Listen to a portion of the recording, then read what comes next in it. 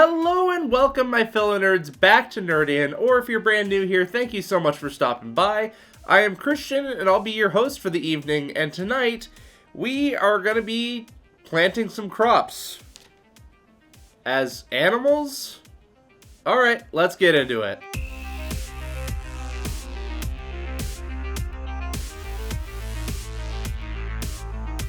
So obviously, if you couldn't tell by the title, today we are going to be talking about Harvest. This game is interesting. I'm not going to get into the pros and cons just yet. If you've never seen how I do reviews before, I'm going to start off by giving you an overview of how the game works, the cons of the game, or the things that I don't like about it, and then finish off with the things that I do like about it before giving you a final rating and where I think this stands in my collection. So, to start with Harvest, let's kind of explore the basics of what this game is. At its core, it is a worker placement game. Straight and simple as that. The unique part about this as a worker placement game is that you're only ever going to take 12 turns throughout the game. There is 4 rounds, and you have exactly 3 workers per round. It's not kind of your standard fare where you get to throw out your workers, do a recall action, and then throw out more and be able to populate more workers so you can take more actions before doing that recall. This is just flat out, you have exactly 12 turns.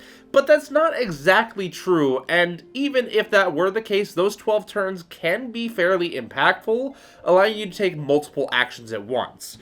If you look at the board, you'll see pretty much every location on here has several different spots for players to go to. There's a couple of spots that allow any number of players to go there to be able to take that action, but you're going to see values attached to these actions, usually in order of 3, 2, and 1, some cases just 2 and 1, or some cases don't even have a number at all. So those numbers are going to indicate how many actions you are able to take at that location. For example, at the general store, if you take up the 3 space, you are allowed to purchase 3 items. A couple of these are free, and you can repeat actions on those. So if I wanted to go take the 3 spot, I could, for example, take 1 fertilizer and 2 wheat if I wanted and not pay a single thing, but I'm kind of limited on what I get out of it. And you'll see that as you move up on those, certain items will start to cost more. Whereas if you go over to the fields, you'll see 3, 2, and 1 over there as well, also denoting 3 actions, 2 action, and 1 action, also describing what your actions are right next to it related to the plants that you're interacting with. But in that space, the 3 has the R cost marker, which means that to take that action space, you have to pay the cost of the round number. So in round 1, it only costs you 1 coin, but by round 4, that's 4 coins to take that location. And unless those spots have the infinity symbol, only 1 player can take that spot at a time. Now, there are a multitude of spots, so it's not quite as limiting as you would think, where you might expect to have it be a first come, first serve.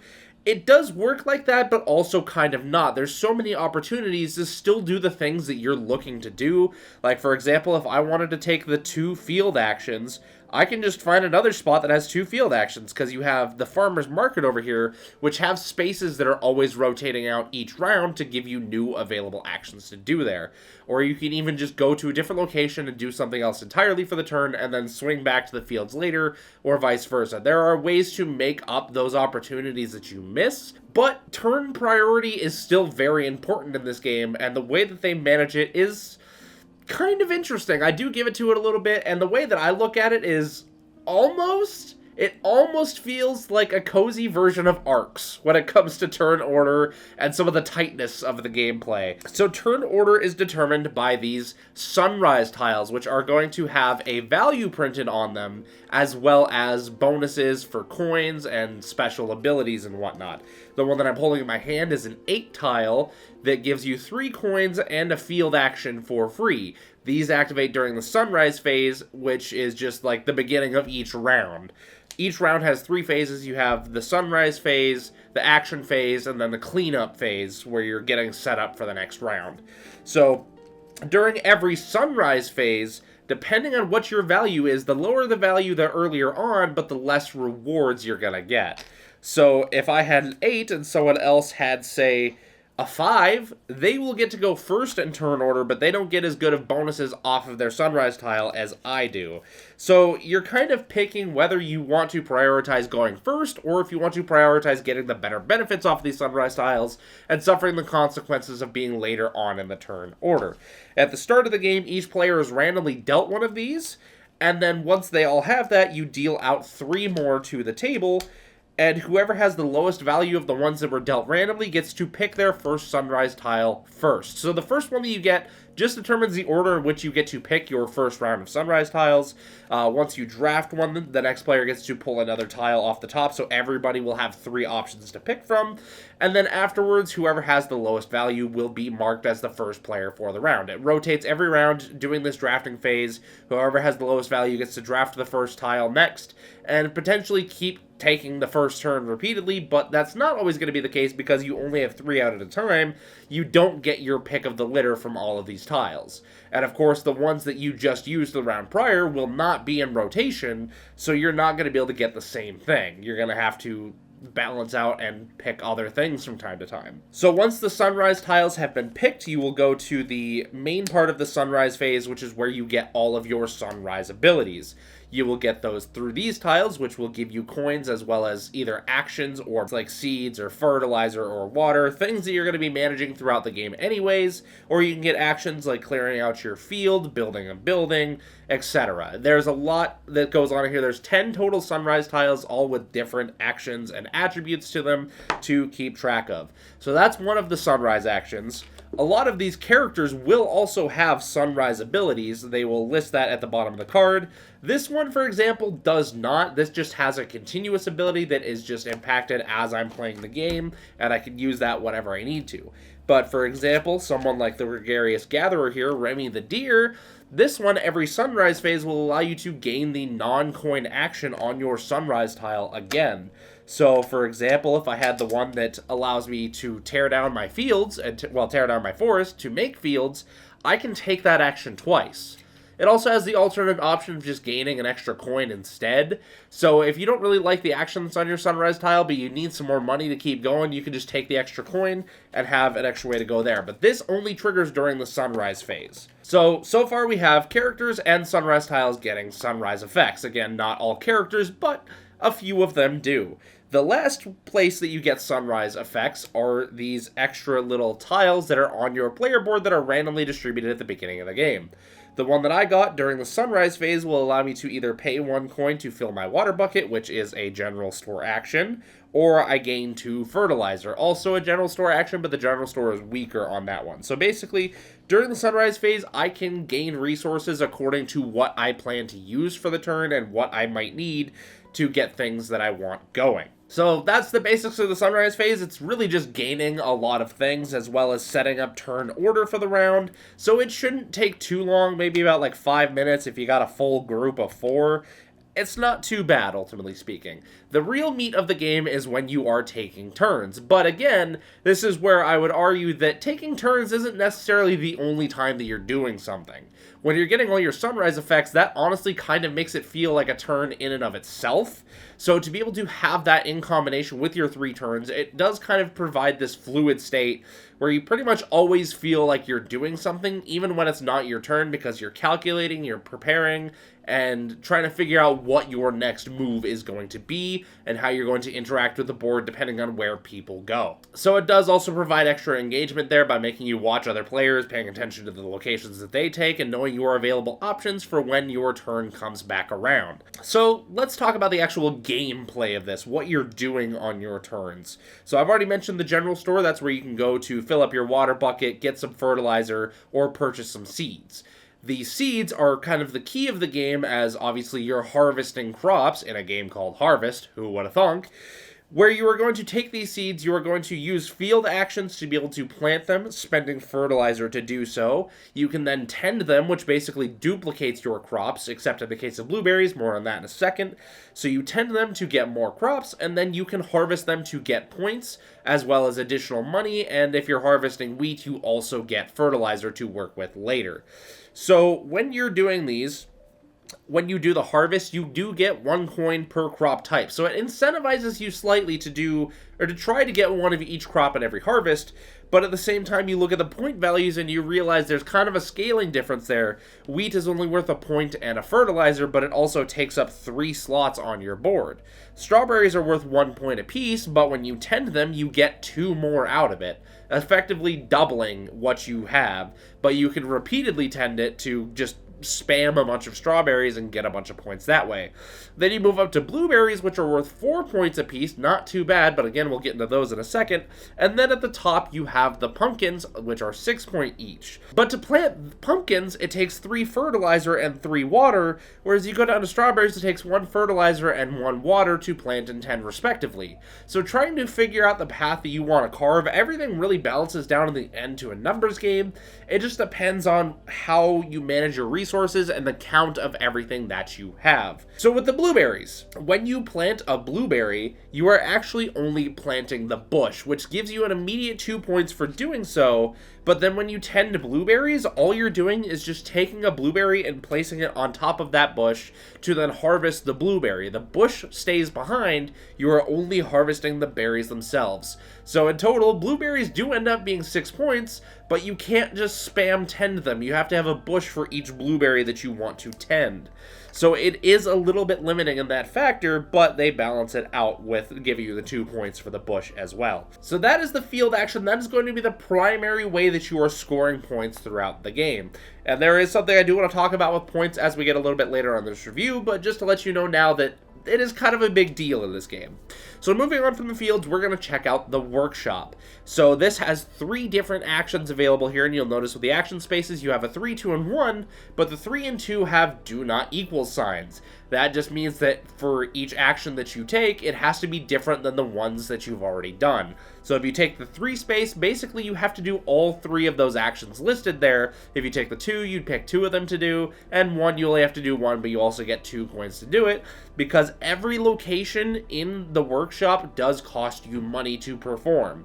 For example, upgrading your water bucket, you get to move your water bucket token up 1 space on your player board, and that's it. But it's a coin to do that. The second one there is taking off one of your fields, so you take off one of your forest tiles off of your board, any location that you want, it doesn't matter, you get to pick which one. You take that, you flip it, and then you put it on the topmost open space on the workshop board, because the last action is building, or, well, constructing a building, where you get to spend the associated price on the right here to buy one of these buildings to then place on your player board, taking up valuable space for crops, but usually providing you with valuable effects as well as additional points. Most buildings are only worth 2 points at their core, but there are some that are worth more points or give you extra scoring conditions to score more points at the end of the game.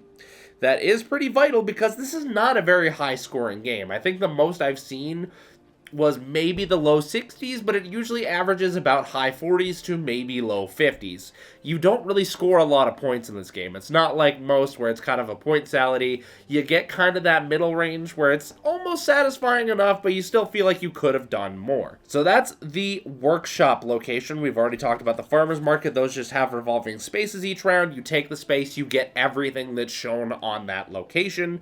The trading post is just kind of an extra space that's available that allows you to trade resources that you might have in excess to get things that you need done. And while everything that you're trading for, you're trading resources for actions, so it's usually going to end up being a sacrifice when you're not able to take one of the actual actions that you were trying to do and those spaces got filled. So this is kind of a way to make up for that a little bit. Usually doesn't impact the game too much, but it is there as just kind of an option to explore and use as you go. So again, you get 3 turns for every round. You reset the round, you move the round tracker up, you take off the top tile of each farmer's market space that's being used for the game. You move all of your workshop tiles down 1 space so they do get cheaper round by round, but you only have a limited time to be able to buy them, because once they scoot off the board, they are gone, and of course you only have 4 rounds in general, so not really much opportunity to be able to get those. And play just continues this way, going through the sunrise phase, the action phase, and the cleanup phase, until you hit the 4th round, where you skip the cleanup phase, and then you just get to go straight into final scoring, which is where I'm now going to talk about scoring, the important thing that I mentioned earlier, and that is that endgame scoring doesn't have a lot going on. You get an extra point for every 2 coins that you have left over, and then whatever building tiles might be giving you endgame points. But for the most part, you're getting your points during the game. Every time you harvest, you're adding up all those points, throwing them on the board. When you add a building to your farm area, you get those points immediately. Same thing with blueberry bushes, you get those points immediately. Everything is pretty much instant gratification in this game, and there's not really a big payoff at the end. You can kind of see where everyone is throughout the game, and there's no real big surprise or reveal at the end. Which is where I am going to start talking about the cons of this game, or the things that I don't like. And the first thing I don't like is that endgame. It just feels so lackluster. You've gone through these 12 turns with all these sunrise phases. You felt like you were accomplishing a lot, and then you get to the end and you realize there's not really much more than what you already have in front of you. There's no tension, there's no suspense. It doesn't really have a way of making you feel accomplished. You're like, well, everything I did was just that. There was nothing special to it. There's no bonuses. There's nothing that really makes you feel like you went above and beyond. You just kind of feel average. And it's something that I've been struggling to come to terms with in this game, because I don't think it's necessarily a bad thing. It's just a thing that I don't like, because I like games that have kind of that build-up, that tension, that suspense, that wonder of who's actually going to take the game.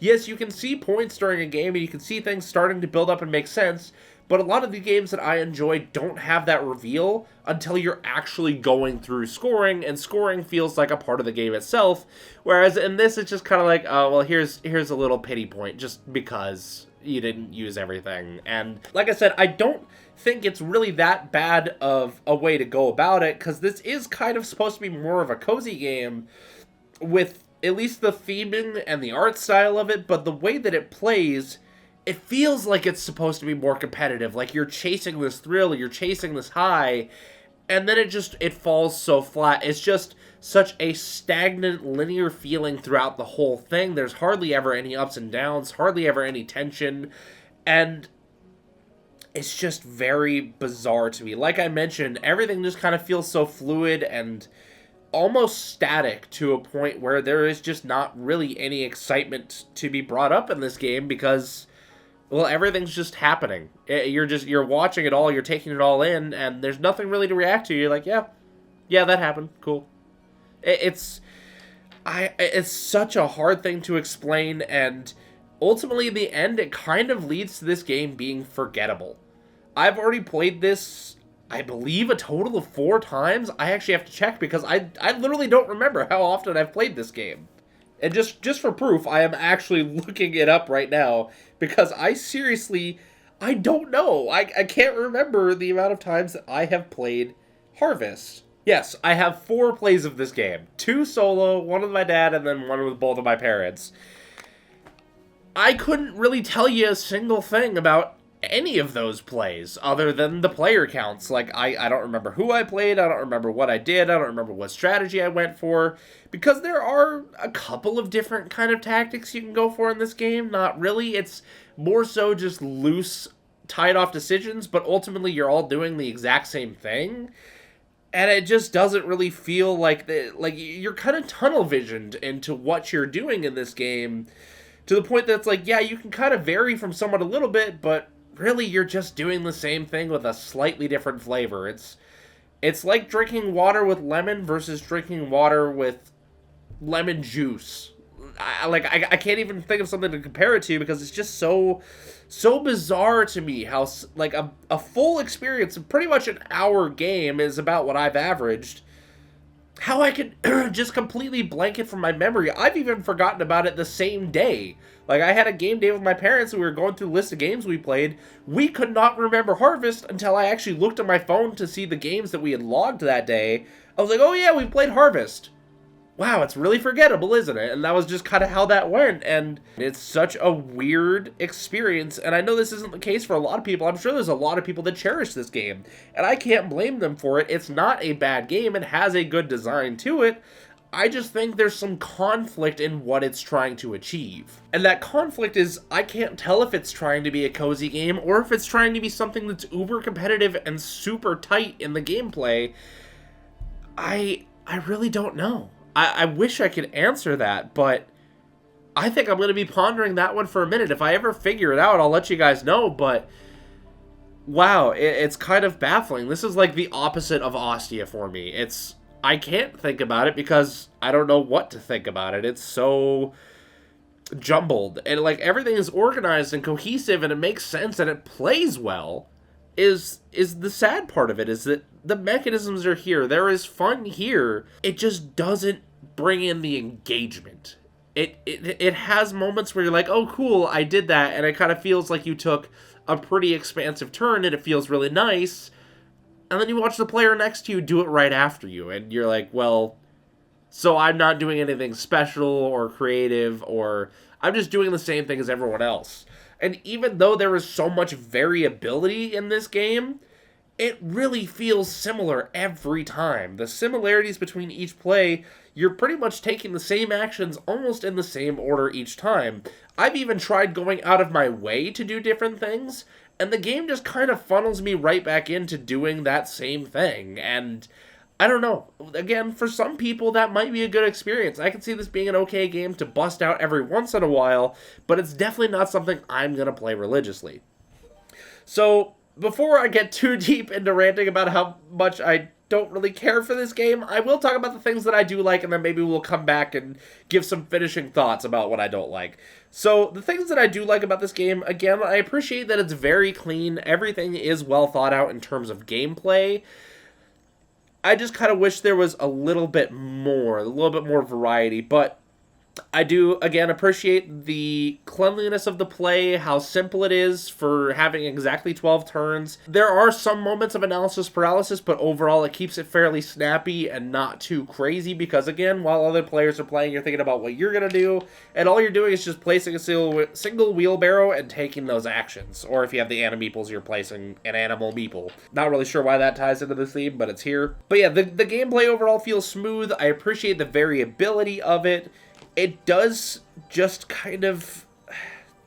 It's got moments. It's got moments of satisfaction that are just kind of ruined in the next moment, or they dissipate very quickly. It's all very fleeting satisfaction, and then it just kind of goes back to this dull, humdrum line of evenness. And, like, I would be okay if there was moments of frustration in this game, as long as there were also highs to pair with it. It's getting those ups and downs that makes a game really exciting and tense.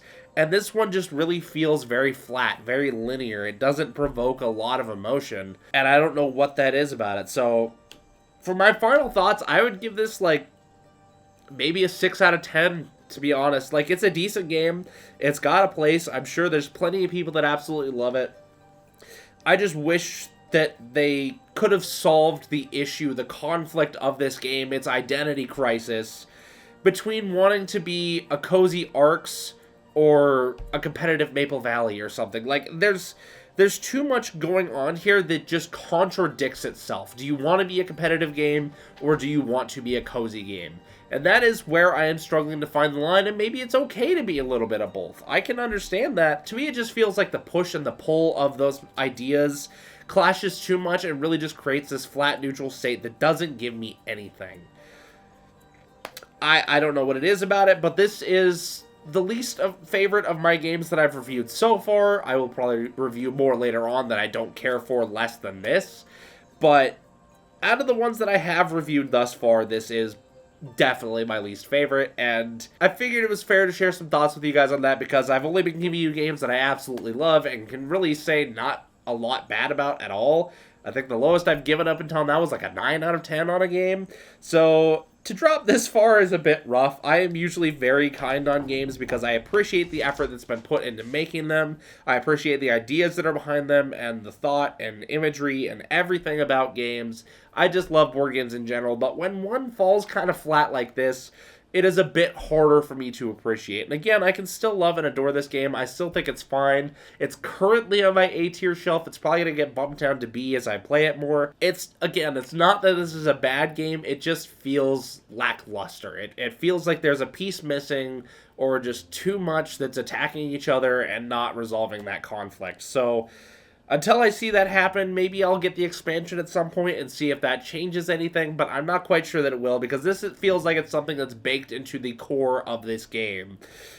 With that in mind, though, if you guys have tried this game before and you have your own thoughts on it, let me know down in the comments. I'm very curious to hear what you guys think. And if this review helped you at all, let me know as well. I definitely appreciate your guys' feedback. And yeah, that's all I got for you today. Thank you guys so much for tuning in. As always, here at Nerd In, we hope you enjoy your stay. We'll see you next time. Peace out.